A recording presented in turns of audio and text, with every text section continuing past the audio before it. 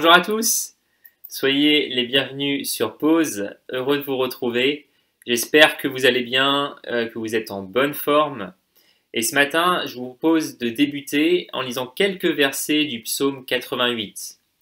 Donc je vais lire quelques versets dans ce psaume. Si tu as une Bible, tu peux la prendre et tu peux suivre avec moi. Et je vais lire à partir du verset 2 jusqu'au verset 8 et du verset 14 à 19. Donc psaume 88, verset 2.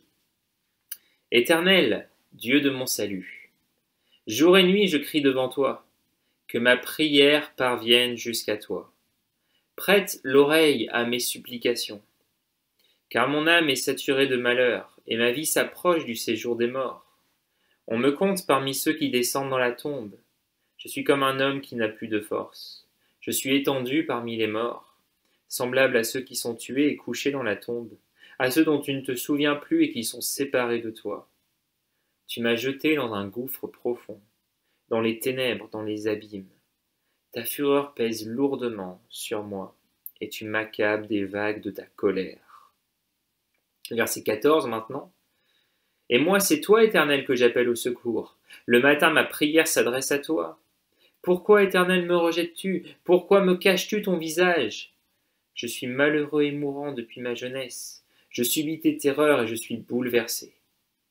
Tes fureurs passent sur moi. Tes terreurs me réduisent au silence. Elles m'encerclent tout le jour, comme de l'eau. Elles me cernent de tous côtés. Et voilà comment se termine ce psaume. Tu as éloigné mes amis et mes proches de moi. Mes intimes, ce sont les ténèbres. Alors, quand on lit les psaumes, il y en a beaucoup qui nous paraissent difficiles à chanter aujourd'hui. C'est le cas en particulier pour les psaumes qu'on appelle les psaumes d'imprécation, mais aussi c'est le cas pour les psaumes qu'on appelle les psaumes de lamentation. Et le psaume 88 qu'on vient de lire en partie fait partie de ces psaumes de lamentation. Et donc c'est autour de ces psaumes que je vous propose une courte méditation ce matin, parce que la question c'est qu'est-ce qu'on fait finalement de ces psaumes de lamentation qu'on a dans nos Bibles? Est-ce qu'ils étaient prévus uniquement pour le peuple de l'Ancienne Alliance, au point qu'aujourd'hui ils auraient plus véritablement d'intérêt pour nous? Parce qu'on pourrait se dire, après tout, que depuis que le Christ est venu, le chrétien est appelé à être dans la joie, il est appelé à se réjouir sans cesse. C'est ce que nous dit l'apôtre Paul lui-même, parce que le temps tout simplement des promesses de Dieu est arrivé. Alors qu'est-ce que c'est l'intérêt de ces psaumes dans nos Bibles? Et la réponse, c'est que ces chants de lamentation, qu'ils servent à ce que nous venions à Dieu et à ce que nous épanchions notre cœur devant lui. Et dans cette lamentation biblique, il me semble qu'il y a parfois des choses qui nous dérangent, comme par exemple la force du vocabulaire qui est employé, ou la force des émotions qui sont exprimées dans les paroles. Et parce qu'on voit que dans la lamentation, le psalmiste réellement, il ne fait pas semblant. Il ne fait pas vraiment du politiquement correct avec Dieu, il ne cherche pas la bonne tournure de phrase qui fait que le discours va bien passer, mais en fait il se met vraiment pleinement à nu devant Dieu. Et il ne cherche pas à minimiser ce qu'il est en train de ressentir, ce qu'il est en train de vivre, il dit vraiment les choses telles qu'elles sont à Dieu, il n'adopte pas non plus une attitude qu'on pourrait qualifier d'ultra spirituelle, mais il fait face vraiment à la réalité qu'il vit. Il la regarde en face, cette réalité, et sans mettre aucun filtre, il dit tout simplement son malheur à Dieu. Et je crois que cette attitude, elle honore Dieu quelque part, parce que Dieu est vérité, et qu'en réalité, l'irréalité, justement, ne l'intéresse pas. Et c'est vrai qu'il y a un côté extrêmement cru, extrêmement réel, au niveau des émotions qu'éprouvent les psalmistes, au niveau des émotions qu'ils disent à Dieu, et souvent, on peut avoir tendance à mettre le couvercle sur nos émotions et sur celles des autres, à vite chercher à s'en débarrasser, comme s'il ne fallait pas qu'elles débordent trop. Mais pourtant, il y a des saisons dans nos vies où on traverse un deuil, où on peut être comme happé par la dépression parfois. Et les psaumes de lamentation, ils sont faits réellement pour ces périodes-là. Ce sont des psaumes qui nous parlent de la nuit noire de l'âme, de la nuit obscure de l'âme. Et ces périodes, elles peuvent faire partie en réalité de la vie du chrétien.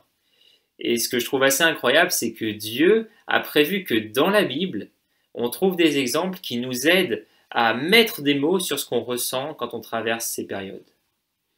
Et on remarque aussi qu'il n'y a pas un seul psalmiste qui est en train de se lamenter, qui rompt son alliance avec Dieu.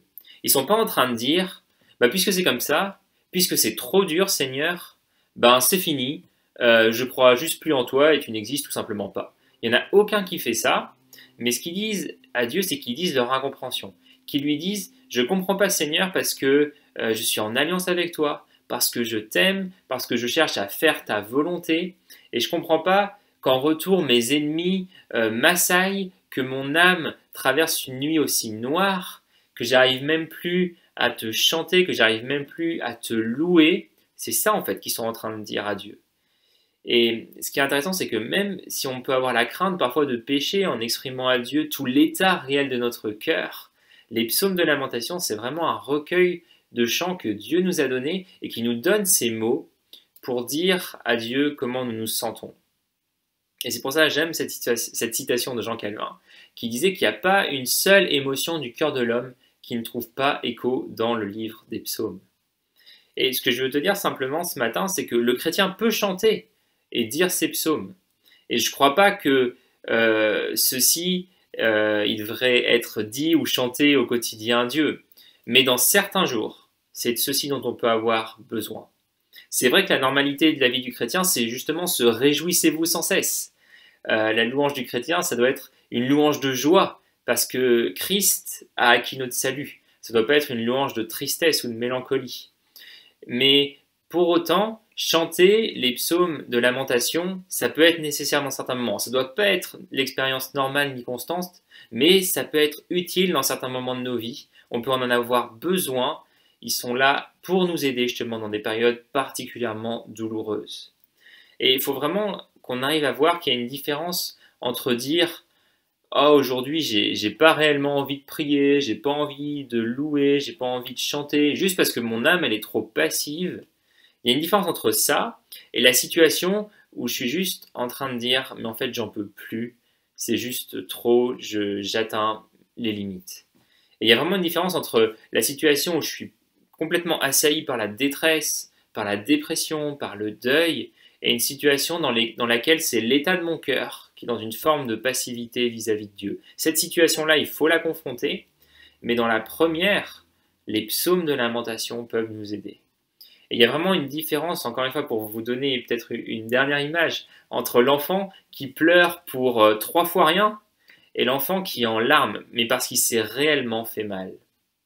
Alors, si aujourd'hui tu es dans cette situation de la nuit noire de l'âme, je t'encourage à lire ces psaumes, à te les approprier et qu'ils puissent t'aider pour déverser ton cœur devant Dieu, en lui disant simplement mais avec vérité ce que tu ressens au fond de toi, et tu peux avoir confiance que Dieu entend et qu'il valide même cette démarche parce que tout simplement l'irréalité ou l'hypocrisie ne sont pas des choses qui l'intéressent. Donc je termine ici en te souhaitant une très bonne journée. J'espère que ça t'encourage dans ta situation, que la grâce et la paix de Dieu soient avec toi en cette journée. À très bientôt.